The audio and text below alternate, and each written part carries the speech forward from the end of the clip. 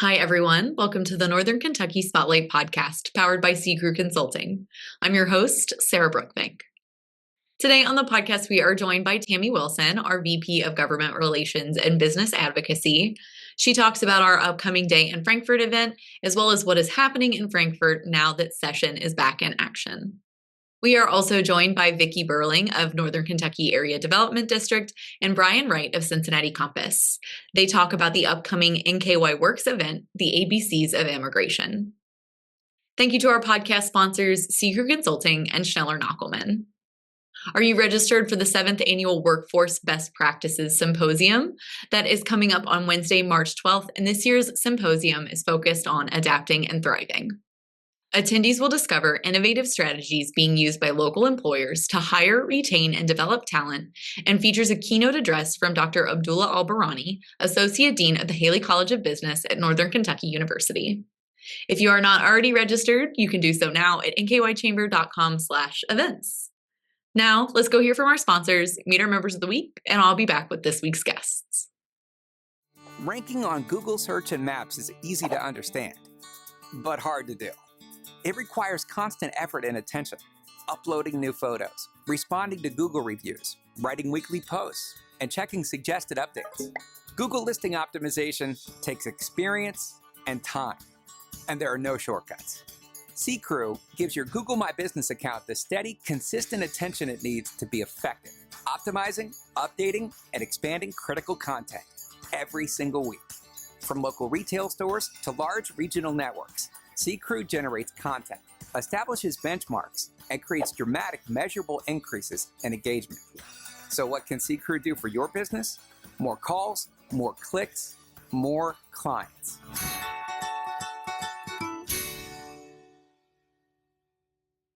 Congratulations to our members of the week. You can learn more about these businesses by following the Northern Kentucky Chamber on social media, where we will highlight one of these businesses each day. Now let's meet our members of the week. Merck & Guile is committed to reinvigorating the practice of law. To them, it starts simply, with authenticity. Serving Northern Kentucky since May 2021, College Hunk's Hauling Junk and Moving provides stress-free moving, junk removal, and general labor services. Delta Dental of Kentucky is one of the only not-for-profit dental insurance carriers in Kentucky and is an industry expert on dental insurance for employer groups and individuals. Find the solution to your commercial real estate needs with Alloy. Whether you need to buy, build, or refinance, Ally Commercial Capital is here to help you navigate the lending landscape. Gather around Carmelo's table to find a new celebration of Italian-American flavor, the most beloved tastes of the old world reimagined with modern techniques and sensational ingredients. Reeser Bicycle Outfitters is a locally owned and operated bicycle sales, service, and outfitter that has been serving Northern Kentucky for 25 years. Hi, everyone. I am once again joined by Tami Wilson, our VP of Government Relations and Business Advocacy. Tami, session is back. Yes. So things down in Frankfort have picked back up again. Let's jump right in. Tell us what's going on down in Frankfort. Well, just to kind of back people up, it's for real now that they're back in. But they went in for 4 days from January 4th through the 7th. Filed 312 bills during that first 4 days. So I'm anxiously awaiting to see the onslaught of proposed legislation coming out here in the coming next few weeks. So yeah, it's everybody's back at it. Some rumors about some bills being filed, things like that. So I'll be closely watching. Yeah, and talk about those things that you're closely watching. Obviously, right before session, we spoke about a number of things. What has really bubbled to the top right now? The modernization of local occupational tax discussion has come up. That bill has yet to be filed. I understand it could be early this week. The other thing is housing. Any legislation surrounding income-aligned housing, I'm certainly watching very, very closely. Workforce development, talent attraction. We continue to work on talent attraction and how we can best brand both our state as well as our region to draw talent and keep our talented students here from NKU and other places. So those are probably the top ones. Obviously, we're watching infrastructure very closely at the federal level, but at the state level, yeah, I think it's going to be a lot of housing, taxation kind of things. House Bill 1, which was the bill that in the first week The House passed through. It did go to the Senate. It had its first reading. So I believe in the first few days, maybe the first week or so of this second half of the session, the Senate will be taking that one up, and we are certainly in support of that bill. It'll reduce the personal income tax here for Kentuckians down another half point. So that's very important towards our talent attraction piece as well. Yeah, you talked a lot about that first time we had you on this year. Is there anything new that has happened that has surprised you, or anything that you're looking at that we didn't talk about like a month ago back when session kicked off? Well, one little fun fact that I learned was that the Senate limited their members to 5 pieces of legislation only. Okay. The State House did not do that to their many more members. But so it kind of gives me a little bit of hope that I'm still thinking we may be looking at 1,200 plus bills at the end of this session, which they gavel out on March 28th. But that was one little fun fact, which sort of thought, okay, they put some boundaries, guardrails, if you will, on the senators and the number of pieces of legislation that they can file this session. They every year on a short session like this is 30 days, non-budget year, although there could be some budgetary cleanup items in there. They usually say they're not going to do a lot of stuff. It's going to be cleanup, preparation for the budget year. We've been surprised in years past. So knowing that maybe the number of bills will be limited is actually quite encouraging to me. Yeah, like you mentioned, it's a short session. They get a lot done. And I know you'll be keeping everybody apprised. Your weekly phone calls have began again. Tell us a little bit about the communications you're doing up here for our members. Yeah, so we do a newsletter continuously throughout the year. We do it every other week when the Kentucky General Assembly is not in session. So, of course, we're back to doing it weekly on Fridays. So they come out on Fridays. If somebody is interested in receiving that communication, just email me at twilson@nkychamber.com. I'll be happy to add you to that distribution list. We do local reports, a little bit on the local side. It's not the number one thing that we consistently work on, but we do try to stay in communications on what's happening at the local level with our local officials, city councils, and whatnot. But we did that Friday call that you just mentioned. It's a Friday. We do it. It's like 20 minutes. It's if you don't want the newsletter per se, and you don't have to do every single Friday. I know people come and go as their schedule allows. But I spend about 20, 30 minutes just kind of hitting the highlights of that particular week. What bills, how they've advanced, the ones that we were already tracking, what, if any, new legislation was proposed that week, committee hearings, what came out of some of those pivotal, things of that nature. So it's just a quick dose of what happened that week. And again, that's another thing. Just reach out to me via email if you're interested in getting that call information. Yeah, and that's such a great resource for so many of our members and the people up here that can't plug in directly to Frankfort. But we do actually have an opportunity for people to plug directly into Frankfort with Day in Frankfort. Yes. That's coming up here soon. Tell us a little bit about this event you've got going on. Well, this is probably one of my favorite events of all the events that Business Advocacy plans and executes. It's a full day in Frankfort. We provide transportation, but you don't have to take the bus. We meet here early, grab a little more breakfast and some coffee, hop on the bus, and they travel down to Frankfort. They meet me outside, because I'm already down there, outside of the Capitol. This year, we're going to be in the House chambers. We alternate. I try to alternate years. So people have the experience of sitting on the floor, kind of that feel of what it's like for the elected official. And then we will be greeted by several elected officials. We're going to start the day with leadership, Senate and House leadership. So President Stivers and Speaker Osborne will be addressing our group. And then we're going to move into some of our incumbents, some of our legislators who have been friends to the business community for quite some time. But also I'm trying to make a point to introduce the new legislators that were elected last November to our membership and those that are attending. So morning portion will be that. Then we'll move down to the One Northern Kentucky Alliance House, which is literally right down the road from the Capitol. We'll have some lunch. We may have some more speakers trickle in and greet us and talk to us about that kind of thing. And then in the afternoon, I have the senior advisor for Governor Beshear, Rocky Atkins, who will be addressing our group. And then I've got a slide that I'm not going to reveal just yet, but we also have a panel of lobbyists who many of them are from Northern Kentucky too, just talking about what are some best practices for advocacy and just that kind of swap of good information and how people as business leaders and the business community can have more of an impact in Frankfort. So good day. And then we end it with a happy hour. So very thankful to all of our sponsors in making that day a grand success. Then they come back, they get on the bus, have some more fun, camaraderie, get to know some of your fellow members of the Northern Kentucky Chamber on the bus. You should be home by 5:30. So again, a full day, but It's always a good time. I know I always see the pictures. The Day of Frankfort is not the event for me, as I do no advocacy work in my day-to-day life other than when I work with you on the podcast.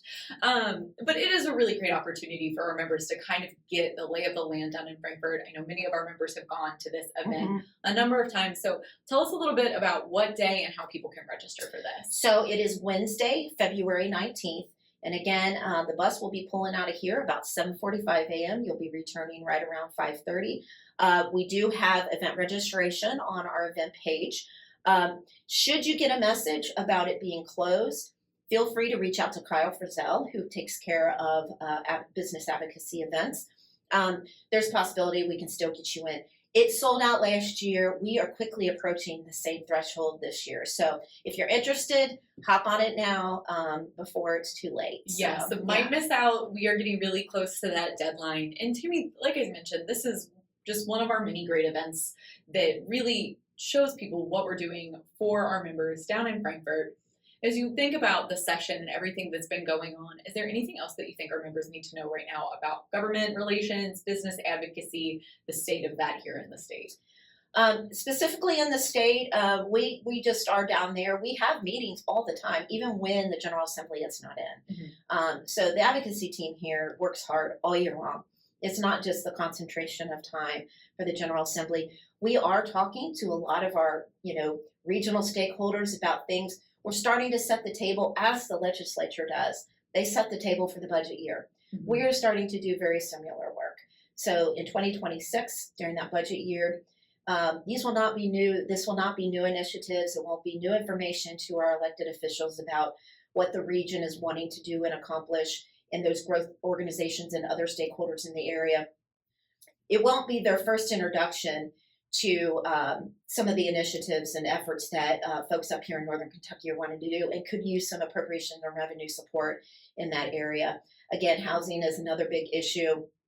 That's going to be a multi-year endeavor, as many things generally are.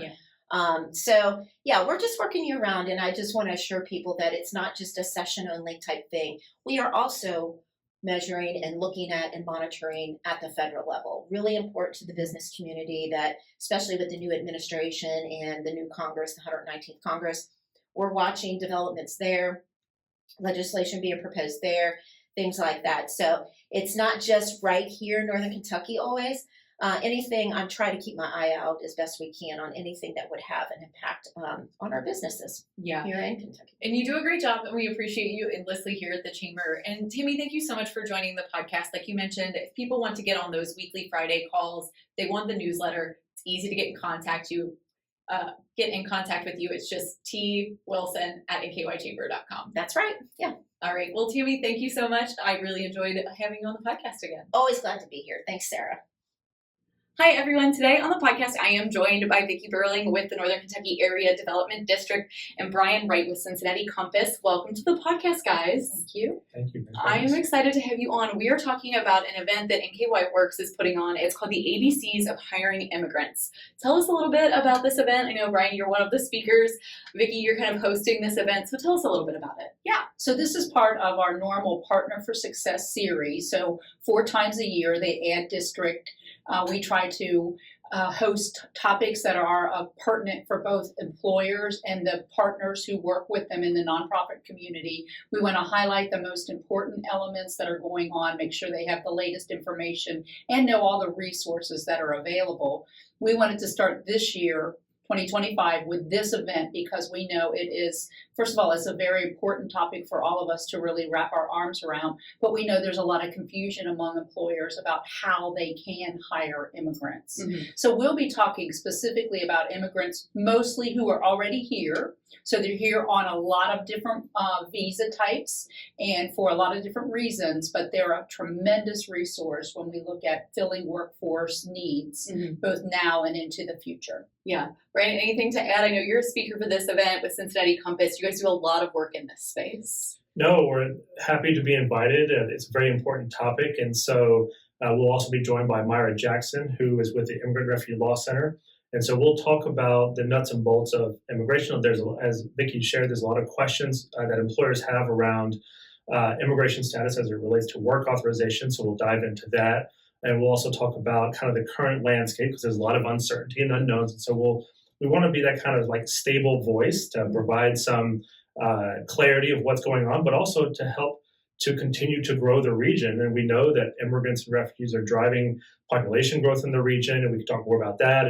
But also we want to help businesses continue to attract and retain that talent. We'll dive into a little bit about the strategies of how to do that. Yeah, that's really important. Like you said, there are already immigrants in the community, working in the community. They're a huge growing portion of our population. Tell us a little bit about how this landscape already exists, what people need to know if they don't already have immigrants working for them. Right. I mean, Northern Kentucky and the broader region has been a destination for global talent. And so there, as Vicki mentioned, there's people who come here on a lot of different visas, or they come for humanitarian reasons, through refugee resettlement. There's a great program, Kentucky Refugee Ministries here, or they come to study at a university like Northern Kentucky University. So we want to retain that talent to the region. And so they're, while making up around 6% of the population in the region, are really punching above their weight class in key industries around manufacturing and AI machine learning, and hospitality and such. And so we want to retain that talent here. And as you mentioned, they are growing the talent, growing the population growth, which is beneficial for a broader tax base, more diverse talent. And so we know that diversity brings broader innovation to the region and for employers as well. Yeah, I really like highlighting the richness that they add to our culture. We know that this is a great place to live, work, and play, but they're making it an even greater place to live, work, and play just by exposing us and broadening the things that we know as a region. Mm-hmm. So it's exciting to me to see the growth in immigrants in Northern Kentucky. And one of the things we'll say is, we talk about is, a lot of questions around the federal level, right? And so there's some uncertainties that are happening there. So what we're going to focus on is really the talent that's already here. And so we know that 48% of immigrants and refugees in the region have a bachelor's degree or higher. So how do we establish pipelines of whether it's training programs and job opportunities to demonstrate their competencies to help reduce those barriers so they can enter and leverage those talents to meet the job needs? Yeah. And let's talk a little bit. There are a lot of benefits, as Vicki mentioned, to hiring immigrants. What are some of those benefits? What are some things that people might not know about this immigrant population that's already working and living in Northern Kentucky? Well, we know that they're eager to work. And we know that they do bring skills with them. So as Bryan said, many of them are degreed, and they come here and they're willing to take lower level jobs because that's sort of how you can access the American employment situation. But they can quickly grow in those jobs as well. So they're willing and able to fill those jobs, particularly if you look at refugees. They already have the paperwork in place. They not only have been screened before that they are allowed to come here, they have been super screened before they're allowed to come here. So in terms of background checks or whatever, all of that has already been vetted out, and they have the paperwork in hand to be able to fill these jobs. We see two additional assets that multilingual or international talent bring. One on the side of innovation, as I alluded to earlier, right? So it provides an opportunity for diversity of thought, bringing experience from their home country here to their new home in Northern Kentucky, and help to open up new talent pipelines. So they become, if someone has a good experience, whether it's on a warehouse floor or an accounting room and a C-suite executive, across the board, no matter the position, if they have a good experience, they're going to tell their story. And so that brings more. So it opens up more pipelines, talent pipelines for employers. Additionally, if someone has a product or a service, it helps to open up new markets for products and services that the businesses might be offering as well. And as Vicki said, if someone is hired, that loyalty to that job is there, to that It brand sure as is. well. So I think all three of those are key areas. Yeah, those are very key. That loyalty aspect. I know there are some stats around that. I know that's one of the biggest keys there is that people who are immigrants, they get hired, they really stay with those companies. And when we talk about that piece of retention and attraction, it's a huge benefit. And we know that companies that hire diverse candidates, it only helps businesses to have diverse employees. So what do you guys think that businesses really need to know? What kind of topics are you guys going to cover? I know you mentioned a couple of them, but some of those higher level Yeah, points. so through his partner, Myra Jackson, who is an attorney and immigration specialist, we're going to talk about the nitty gritty, but we're going to also talk about the broader landscape and really help employers understand and help our service partners understand too that things like language barriers are becoming less important because technology can help us. So there's lots of tools out there that didn't exist, and you really can have multiple languages inside your plant or office, and people can still communicate because the technology is there. But what we've alluded to also is not only are people loyal, but they bring their friends with them. So, we hear about, companies that start with one or two people, and then before they know it, they've referred 3 or 4 more people. So they help each other with things like transportation and other barriers that maybe existed in the past that prevented them from being a really viable workplace, because they're used to supporting one another. And so we can learn from them in that, but we can also take down some of those traditional barriers that kept them out of the workplace. Mm-hmm. I know we talk a lot with other chamber members that talk about immigration or serving these groups of people who are living in our community. They talk a lot about the different resources that are available either through chamber membership or other organizations in Northern Kentucky that can help reduce those barriers. I'm sure you guys are going to touch on that. I know the Ed District and NKY Works a lot with those organizations. But is there anything else you guys think that people really need to know about immigrants working in Northern Kentucky or about this event? Well, I think we really want to highlight the student population as well, particularly, Northern Kentucky University has a lot, and University of Cincinnati does as well. We know from their professors that those students want to stay here. We know that their visa status, depending on their major, allows them to stay 1 to 3 additional years after graduation, which is a huge amount of time for a company to really benefit from those. So we really want to focus in on the students that are here. And I think that's the point is, helping to address some misconceptions around the barriers that might be present to hire and retain this talent. So as Vicki shared, with international students, additional sponsorship or funding is not required on the employer side to hire international students. So there's a talent pool already here with dedicated skills that you can secure employment for 1 to 3 years and maybe even longer with some curricular and practical training or co-op, right? So I think those are some of the things we'll touch on is to show really how easy it is to hire from these talent pools, whether it's international students, refugees, and others. And so, as Vicki shared, most are work authorized here. That's another kind of thing we'll share as well around just kind of demystifying some of the, and sharing some of the facts and then also some of the strategies to hire and retain this talent. Yeah, it sounds like a really important event. As we know, so many people are looking for those talent pipelines, like you mentioned at the top. People are looking to hire. People are looking to find new ways to get workers into their businesses. So tell us a little bit about like the nitty gritty of the event, when, where, how can people register? So it's February 13th, and it's from 1:30 to 3 at the Kentucky Career Center on Madison Avenue. And we also do have a Zoom link. So what people would do, whether they want to attend in person or online, is to follow the link that you guys can provide. And if they want to attend via the Zoom link, they just register. And then when they get their email that you've been registered, it will have the Zoom link in there. We would love it if people would come in person if they can, because we do think the richness of the discussion is there. We know there'll be a lot of questions, and we want to make sure that we facilitate those. But on the other hand, we want everybody who could benefit from this to show up. So Zoom is available as well. Yeah, that's so great. Well, Vicki, Bryan, thank you guys so much for coming on the podcast. Before I let you go today, is there anything else that you would like our viewers and listeners to know about this event or the work you guys are doing in the community? Well, I think this might be the first of several that between Bryan's organization will take the lead, but will support as well through the AD and through NKY Works to continue this deep dive into the landscape of immigrants in Northern Kentucky and Greater Cincinnati. Right, and we'll do in deeper dives, whether it's in international student talent retention, to looking at strategies for hiring and retaining this talent, connecting to the broader ecosystem of providers in the region, because there's a lot of strong assets that are here. And so we lean on our partners to help to continue to welcome and support this community. And so we always want to be a resource and thankful for partners like Vicki to help support the workforce and talent pipelines, and happy to be a resource going forward.